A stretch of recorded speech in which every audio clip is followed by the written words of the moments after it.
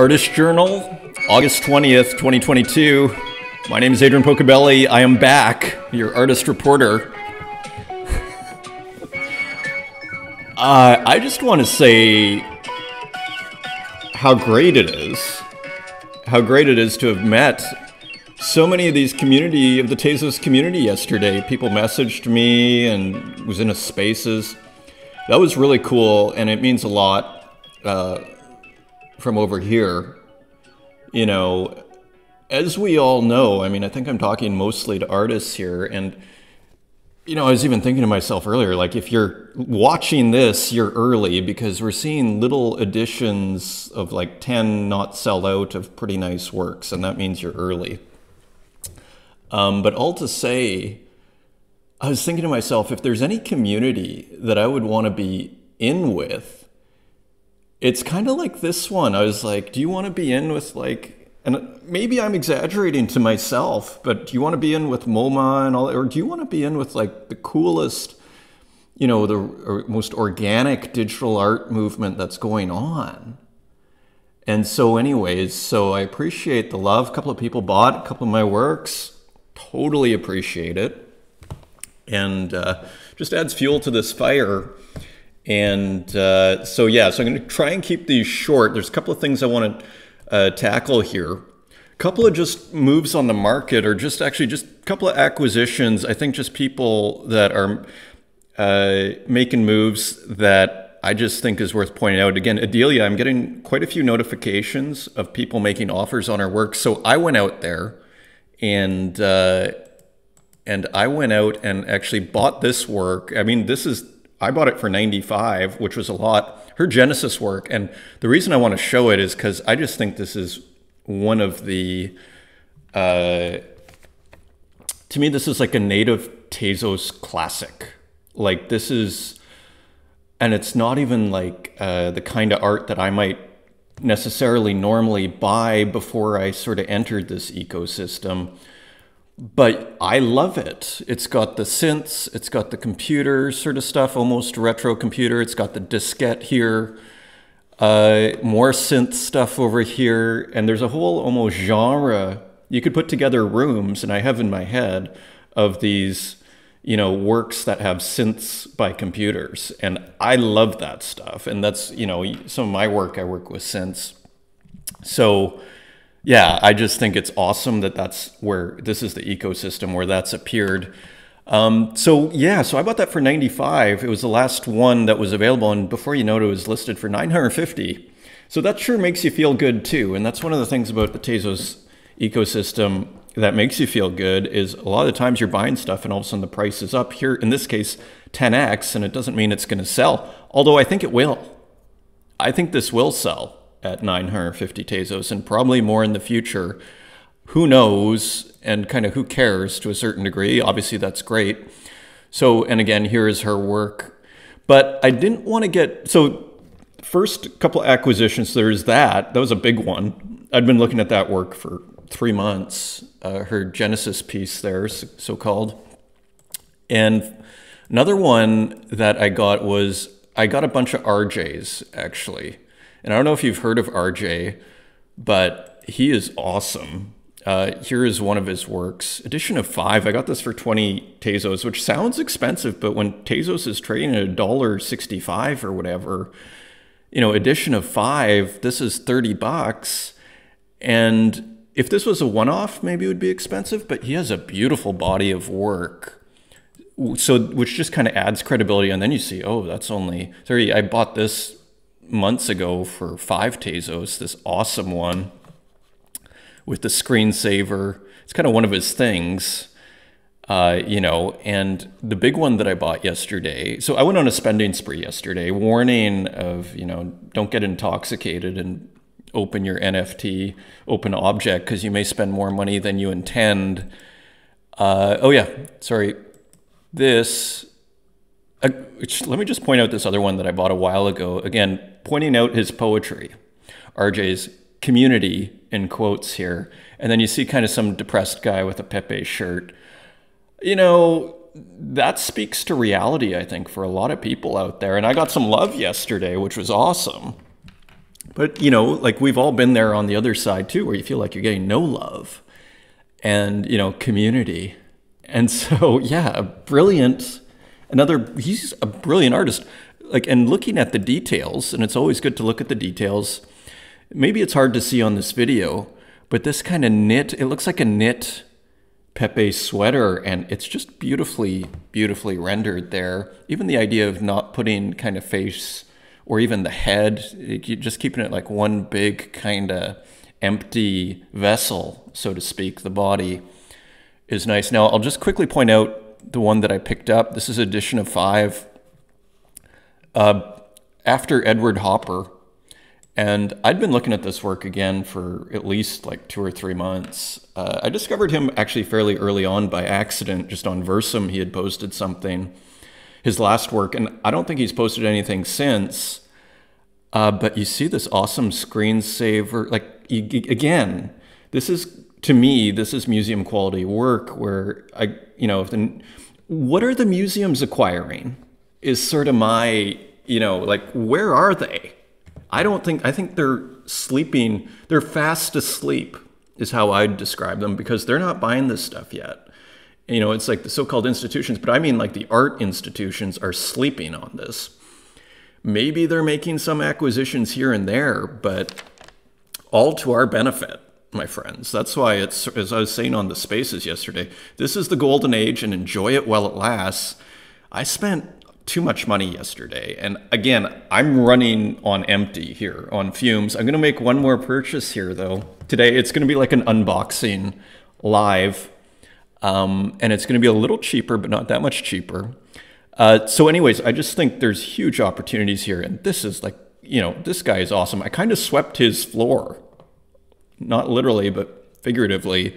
I bought like 8 or 9 RJ works because I just thought this stuff it's going to get snapped up. And if I miss it, this edition of 5, like, good luck getting that for below 100 or 200 or 400 or 1,000. So, yeah. And, as you're putting together the museum in your head, yeah, here's all the RJs that I bought. Let me just make sure. Now, what else was I going to tackle here?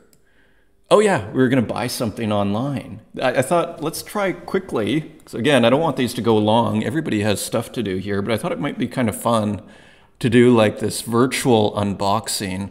What is it like to see someone buy a piece? And I was looking at this piece, and I have to, like, again, I'm running on empty here, but I wanted to do a proof of concept here. This awesome Adelia, it's not my favorite one that she's done. But again, you put all the pieces of the puzzle together here, her market is going up, from what I can tell. And I just suspect when they're going to go from Louis Osborne, they're going to start discovering Adelia, and, there's another, I think she's a woman artist who's been, look at this. See, we're getting all these like offers on, she's kind of similar to Adelia. I think she, Harika. I mean, she has maybe some bigger editions here. But she's starting to get offers. So you see what's going on here. Anyways, let's try this virtual unboxing. This may be the last one I do, because again, I can't, but it's kind of a fun proof of concept. Let's just buy. Hopefully I'm not revealing anything there. I don't think so. And yeah, and there you go. We've done it.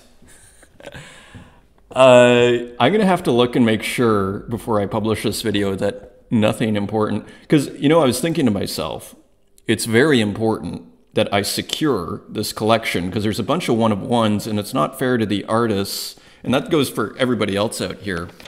Secure your collections, because if let's say my wallet got busted, where does that leave those artists and their one-of-ones? Like, maybe they're sold, maybe, like, it just kind of, so you have to take care of the art. And so I'm saying that as much to me as to you, but I've been sort of saying this to myself. So anyways, the vault is being made. Okay, the Pocobelli collection, the vault is being made. So anyways, so some fun over there. Let's see if this is all done here. So other than that, so this should show up at a certain point. We can visit quickly afterwards. Other than that, I just wanted to talk very quickly about Haiti Rocket's new series here, because I think it's actually very interesting what he's doing. And not so much from the artistic side. I mean, for me, it's not necessarily my thing, but I profoundly respect the change in direction or just trying different things, and almost the rebellious, upsetting of the collectors who are used to, like, the ROMs, which he could just like print money forever doing these ROMs. I buy these ROMs. I love these ROMs. I think he's great at it. He's become a master at it. And he's made it his own. And so, but then he puts out, 60 of these star tribes, he's calling them, at 37 a piece, and he's actually sold a few here, so to his credit. So who's to say? I mean, the market is deciding. And I just want to say, I applaud this kind of act, because in the physical art world, you hear all sorts of depressing stories of how artists will feel trapped in their style, because all of a sudden, let me just change this back to the ROMs, because all of a sudden they'll get some success, they'll start selling in galleries, and then they feel trapped, because then they have to stick in that style. Because if all of a sudden, if traditionally, if Haiti was in a gallery and then all of a sudden he starts doing this completely different style, it's going to upset, like, economic models start getting broken, businesses start being at risk. There's all this pressure that's put on an artist. So I applaud his freedom and his kind of active artistic freedom, because the reality is a lot of artists want to do different styles. I have, like 8 different series, and there is good precedent for this. Like, you can find a YouTube video, I believe it's still up, with Richard Prince being interviewed, who has different styles. I think it's Vice, and it's well worth finding online. I'm sure it's still out there.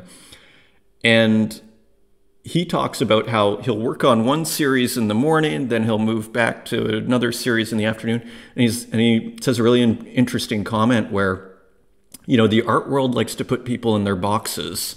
They're not really sure how to deal with people that are moving between different styles, and they just want you to do your thing, and then it's easy for them. And from a communications point of view, there's a lot to be said for that, but who cares if you're an artist? You want to do your different things. And just finally on this point, and again, to Haiti's credit, because it's actually an act of courage that he's doing. Some people are like, you're destroying your whole, your whole image and your whole reputation.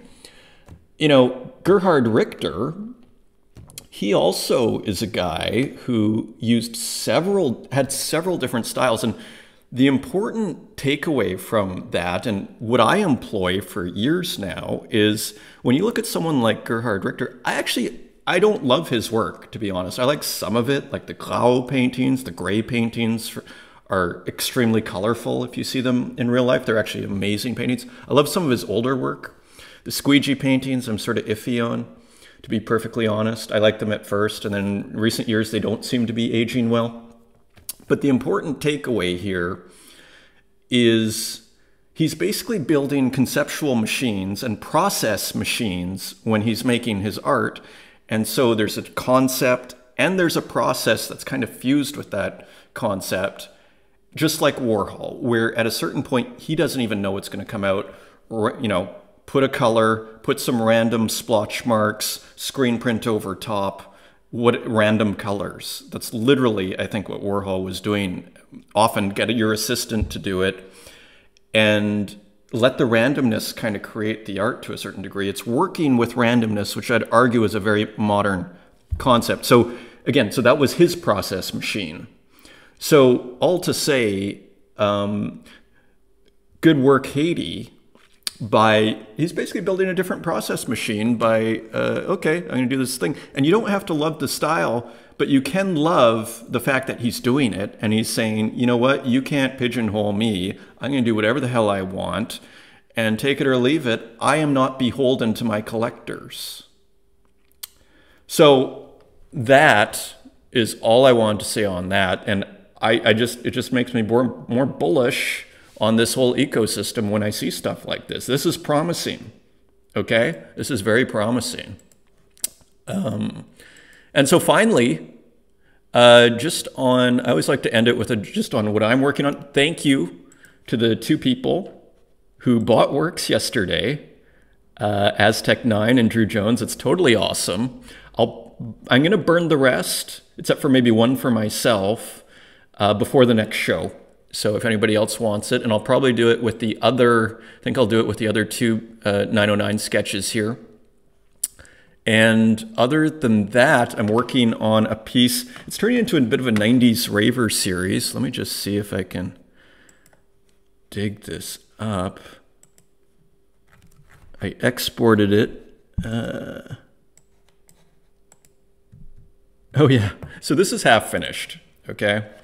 And I am just gonna put, you can see how clean my desktop is there. So I'm gonna crop this and everything. So yeah, I mean, this is kind of like, and I'm gonna put some strobe. This is what I'm working on right now. This is my artist journal, after all. And so, yeah, so this is what I'm gonna work on this. And actually, I'll just show you what else I'm working on. I'm kind of excited about this other one. This is a screen memory. These I publish on Super Rare.